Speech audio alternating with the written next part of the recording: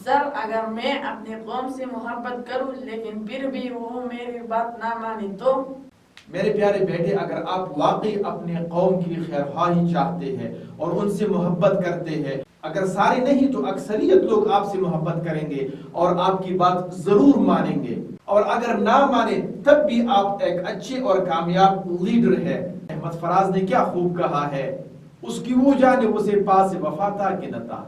तुम फराज अपनी तरफ से तो ने बातें जाते, शिकवे जुल्मत शब से तो कहीं बेहतर था, अपने हिस्से का कोई शमा जलाते जाते। और इसी तरह हमारे पुश्तों के एक मशहूर शायर है रहमत शाह साहिल साहब, वो फरमाते हैं, उलस जानान का तो टूर उलस जानान बशे कुल्लब पखपलस बक उदरे दे आसमान बशे उलस जानान का तो टूर उलस जानान बशे। इसका तर्जुमा ये है, अगर आप लोगों से मोहब्बत करेंगे, अपने कौम से मोहब्बत करेंगे, तो आप अपने कौम के महबूब बन जाओगे।